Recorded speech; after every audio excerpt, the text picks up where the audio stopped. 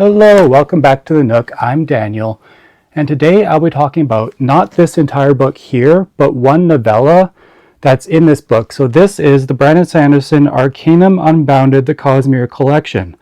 And as you know, I am rereading the Stormlight Archive leading up to the fifth book, Wind and Truth, which came out in December. So for this book, I read the last story in the book, which is called Edgedancer. So Edgedancer takes place in between books 2 and 3 of the Stormlight Archive, in between Words of Radiance and Oathbringer. So I'm almost halfway through Oathbringer, so there will be an Oathbringer review as well.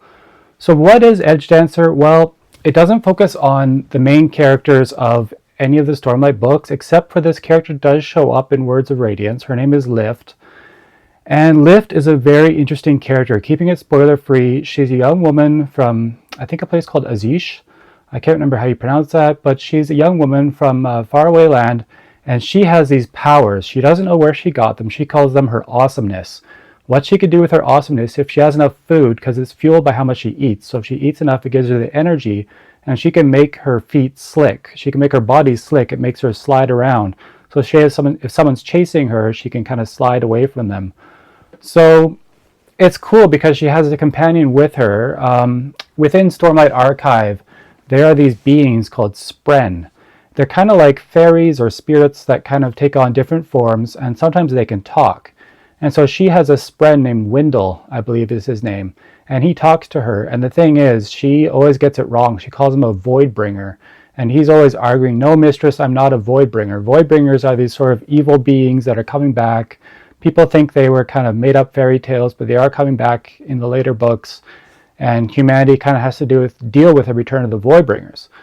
But anyway, so Edgedancer is just following Lift as she's just traveling around, and it's just kind of her story, what she's doing. She's actually trying to find pancakes. That is literally part of the story, is just her trying to find different varieties of pancakes because she loves to eat. And like I said, the food kind of gives her energy towards her powers. So yeah, there's kind of this antagonist that she just refers to as Darkness. He's actually, I think he's one of the Heralds, which are these kind of godlike beings. And yeah, there's kind of a climax at the end where she has to fight this guy and he runs away. I don't know if that's giving away too much. I mean, there's not too much I can talk to about this story because it's so short. I think it's like maybe a little over or under 200 pages. It didn't take me long. But it is a nice bridge between Words of Radiance and Oathbringer. So it is worth reading after finishing Words of Radiance, because partway through Words of Radiance, you get to this section where it talks about Lift and a bit of her story, and then it ends at a certain point. And in Edgedancer, it kind of takes place after those events in Words of Radiance. So basically, when I first got this collection, I remember reading Oathbringer and then reading Edgedancer, which didn't really do much for me. Reading Edgedancer between books 2 and 3 is actually really good. It actually gave me some more clarity when I read it that way. And I will say, another novella is after I read Oathbringer, there's a book called Dawnshard that takes place before Rhythm of War. And I've owned Dawnshard for a while, but I've never actually read it. So I think that'll be something cool to actually read Dawnshard before I read Rhythm of War. So my overall thoughts on Edgedancer: it's a really good novella. If you are reading through Stormlight, I'd say read books 1 and 2, and then read Edgedancer, and then Oathbringer, because I think it's a really good idea.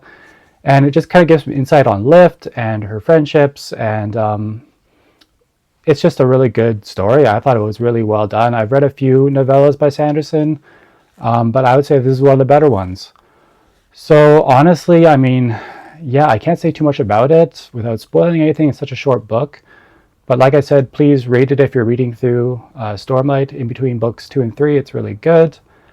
And yeah, just leave a comment if you've read it, or if you want to read it, if you've ever picked up Stormlight.